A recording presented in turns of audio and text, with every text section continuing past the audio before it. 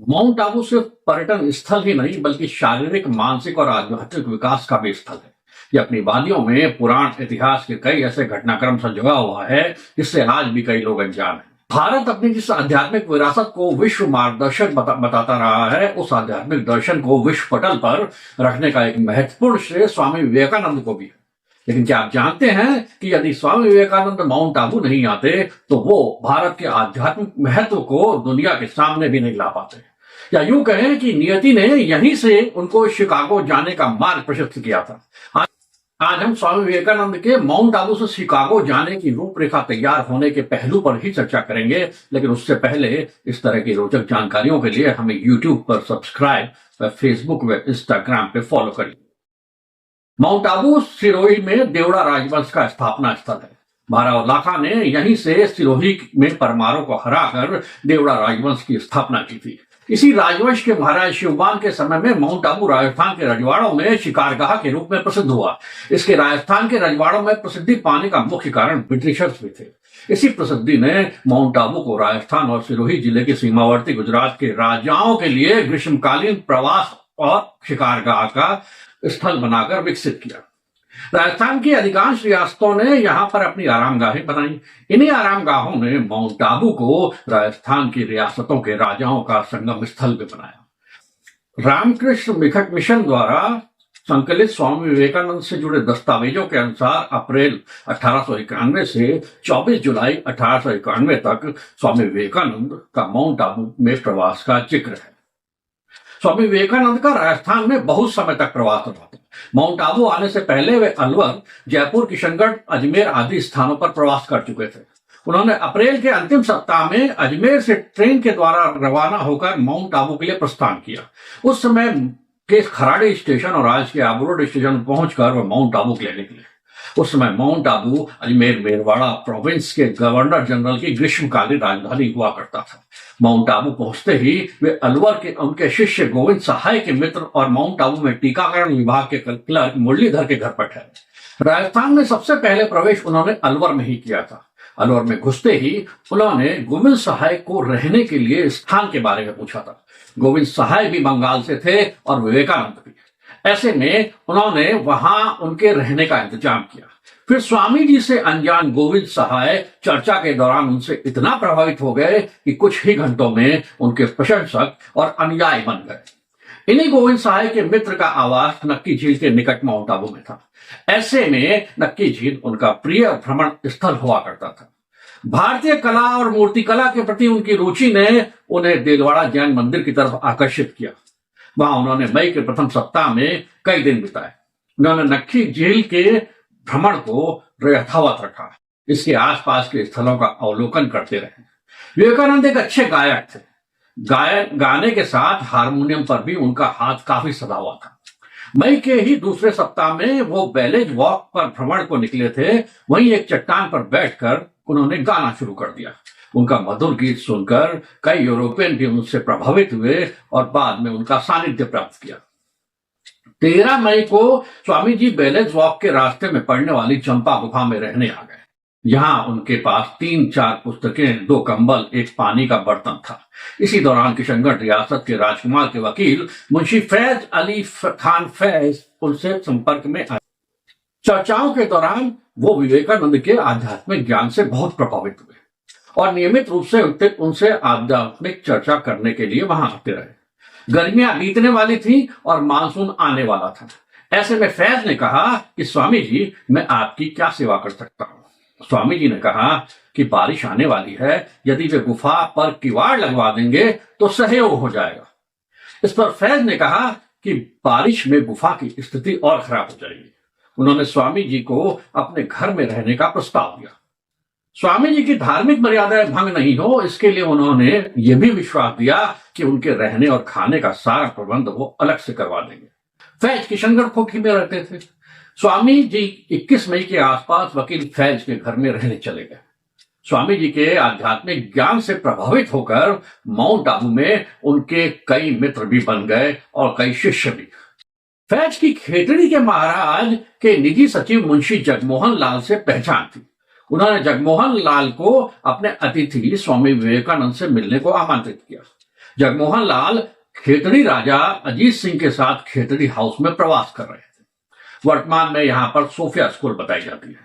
Mount Abu प्रवास के दौरान ही वो घटना हुई जो देश में साधु के वेश में सांप्रदायिकता का उन्माद फैलाने वाले बाबाओं और विवेकानंद को अपने यूथ विंग के लिए मुख्य आकर्षण बनाने वाले दक्षिणपंथी संगठन के लिए सबक। 2 जून को खेतड़ी के राजा के निजी सचिव जगमोहन लाल स्वामी विवेकानंद से मिलने किशनगढ़ कोठी पहुंचे। ये दिन नहीं आता तो शायद स्वामी विवेकानंद का शिकागो के धर्म सम्मेलन में जाना भी नहीं हो पाता। यूं भी कह सकते हैं कि इसी दिन माउंट आबू के सौभाग्य में स्वामी जी के शिकागो की यात्रा की रूपरेखा बनना लिखा था। जिस समय मुंशी जगमोहन लाल स्वामी जी से मिलने पहुंचे उस समय वो धोती और गेरुआ वस्त्र पहने हुए विश्राम कर रहे थे। उन्होंने स्वामी विवेकानंद को सामान्य साधु समझकर पूछ लिया कि हिंदू होकर वे एक मुसलमान के साथ कैसे रह सकते हैं। इस पर स्वामी जी क्रोधित हो गए और कहा कि वे सभी सामाजिक रीति रिवाजों से ऊपर हैं और अछूत के साथ भी भोजन कर सकते हैं, क्योंकि उन सभी में शिव है।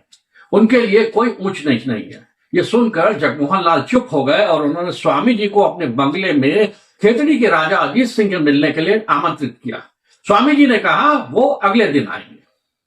खेतड़ी राजा के वाकयात रजिस्टर के अनुसार 4 जून 1891 की शाम को करीब 7:30 बजे वो खेतड़ी के राजा के बंगले में मिलने पहुंचे। वहां जोधपुर के हरदयाल सिंह भी मौजूद थे। अजीत सिंह और विवेकानंद के बीच पहली ही मुलाकात में एक दूसरे के प्रति सम्मान का भाव पैदा हो गया। इस दौरान हुई चर्चा में स्वामी विवेकानंद के आध्यात्मिक ज्ञान से अजीत सिंह मंत्रमुग्ध हो गए। स्वामी जी भोजन के बाद रात 11 बजे वहां से किशनगढ़ कोठी के लिए गए। इसके बाद तो स्वामी जी का खेतड़ी हाउस में जाना और वहां आध्यात्मिक चर्चा करना जैसे नित्य चर्चा का हिस्सा हो गया। वहीं पर राजस्थान के कई राजाओं और जमींदारों से आध्यात्मिक चर्चा होने लगी। राजा और ठाकुर हारमोनियम बजाते और स्वामी विवेकानंद गीत गाते। इसी दौरान खेतड़ी के राजा अजीत सिंह ने नई कोठी उनियारा हाउस खरीदी। 18 जुलाई 1891 में इसी का यज्ञादि अनुष्ठान था। स्वामी जी इसमें पहुंचे। राजा अजीत सिंह की उनके प्रति अपार श्रद्धा थी, तो माउंट आबू में रहते हुए दोनों के बीच आध्यात्मिक चर्चा यूं ही चलती रही। अजीत सिंह ने स्वामी विवेकानंद से खेतड़ी चलने को कहा। 24 जुलाई को स्वामी विवेकानंद राजा अजीत सिंह के साथ माउंट आबू से जयपुर के लिए ट्रेन से प्रस्थान कर गए। खेतड़ी से विदा होकर स्वामी विवेकानंद ने देश के कई स्थानों पर भ्रमण किया। इसी दौरान वो पोरबंदर पहुंचे। यहाँ के दीवान शंकर पांडुरंगा ने उनसे अपने आध्यात्मिक ज्ञान का प्रचार अमेरिका में करने का विचार रखा। स्वामी जी को भी ये विचार काफी पसंद आया। उन्हें सितंबर 1893 में शिकागो में प्रस्तावित धर्म सम्मेलन इसके लिए सबसे उपयुक्त समय लगा।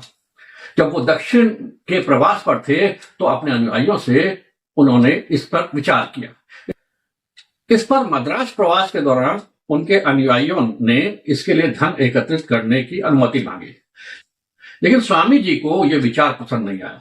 बाद में इसकी कोशिश भी की, लेकिन पूर्ण प्रबंध नहीं हो पाया।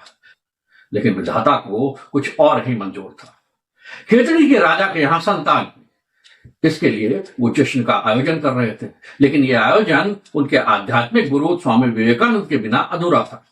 उन्होंने अपने मुंशी जगमोहन लाल को स्वामी जी को लाने के लिए मद्रास भेजा, लेकिन स्वामी जी अमेरिका के धर्म सम्मेलन में जाने की व्यवस्था में लगे हुए थे, तो उन्होंने आने में आनाकानी की। फिर भी वो जगमोहन लाल के बार बार अनुरोध को टाल नहीं सके। खेतड़ी के वाकयात रजिस्टर के अनुसार 2 साल बाद 21 अप्रैल 1893 को वो फिर से खेतड़ी पहुंचे। वहां पर अजीत सिंह को पता चला कि स्वामी जी को अमेरिका की धर्म संसद में जाना है, लेकिन प्रबंध होने में समस्या आ रही है। इस पर जश्न के बाद उन्होंने उनके जाने का आर्थिक प्रबंध करके 10 मई को अपने मुंशी के साथ स्वामी जी को मुंबई के लिए रवाना किया। वे लोग मुंबई पहुंचे। वहां पर मुंशी जगमोहन लाल ने धर्म संसद में हिस्सा लेने जाने के लिए सिल्क के कपड़े के गेरुआ रंग के वस्त्र और उसी रंग का सिल्क का साफा बनवाया। 31 मई 1893 का पानी के जहाज का प्रथम श्रेणी का टिकट करवाकर अन्य आवश्यक सामग्रियों का इंतजाम भी उन्होंने किया। स्वामी जी ने इतनी राजसी व्यवस्था पर आपत्ति जताई, लेकिन खेतड़ी के राजा अजीत सिंह के उनके प्रति सम्मान की दुहाई देकर जगमोहन लाल ने उन्हें मना लिया। आज स्वामी विवेकानंद की गेरुए वस्त्र में गेरुआ साफा पहने हुए जो तस्वीर सबसे ज्यादा उपयोग में आती है वो उनके शिकागो धर्म सम्मेलन में जाने से पहले मुंबई की है। इस तरह से माउंट आबू में खेतड़ी के राजा से हुई मुलाकात ने शिकागो के धर्म सम्मेलन में पहली बार किसी भारतीय आध्यात्मिक संत ने हिंदू दर्शन की विराटता को प्रस्तुत करने का मार्ग प्रशस्त किया। इस वीडियो में दी जानकारी आपको कैसी लगी कमेंट करके जरूर बताइए। इसे लाइक और शेयर करके हमें सब्सक्राइब और फॉलो करें। धन्यवाद।